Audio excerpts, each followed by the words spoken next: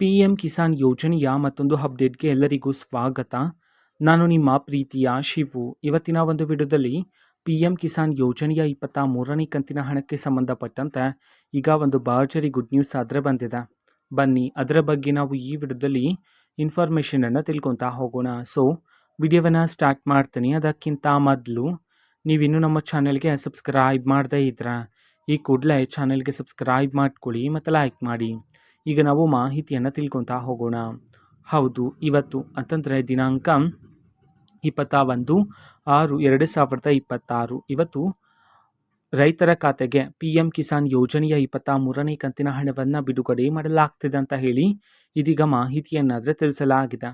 So ಹಾಗಿದ್ರೆ ಇವತ್ತು ಯಾವ ಯಾವ ಜಿಲ್ಲೆಗಳಲ್ಲಿನ ರೈತರ ಖಾತೆಗಾದರೆ ಇವತ್ತು ಪಿ ಎಂ ಕಿಸಾನ್ ಯೋಜನೆಯ 23ನೇ ಕಂತಿನ ಹಣವನ್ನು ಇವತ್ತು ಬಿಡುಗಡೆ ಮಾಡಲಾಗ್ತದೆ.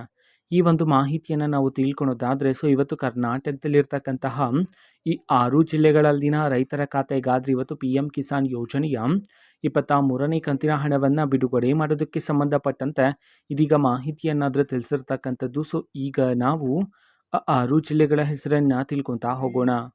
ಸೊ ಮೊದಲಿಗೆ ವಿಜಯಪುರ, ವಿಜಯನಗರ, ಶಿವಮೊಗ್ಗ, ಬೆಳಗಾವಿ, ಬಾಗಲಕೋಟೆ, ಕೊಪ್ಪಳ ಈ 6 ಜಿಲ್ಲೆಗಳಲ್ಲಿನ ರೈತರ ಖಾತೆಗಾದರೆ ಇವತ್ತು ಪಿ ಎಂ ಕಿಸಾನ್ ಯೋಜನೆಯ 23ನೇ ಕಂತಿನ ಹಣವನ್ನು ಬಿಡುಗಡೆ ಮಾಡೋದಕ್ಕೆ ಸಂಬಂಧಪಟ್ಟಂತೆ ಇದೀಗ ಮಾಹಿತಿಯನ್ನಾದರೆ ತಿಳಿಸಿರ್ತಕ್ಕಂಥದ್ದು. ಓಕೆನಾ. ಸೊ ಇದು ಇವತ್ತಿನ ಒಂದು ವಿಡಿಯೋ.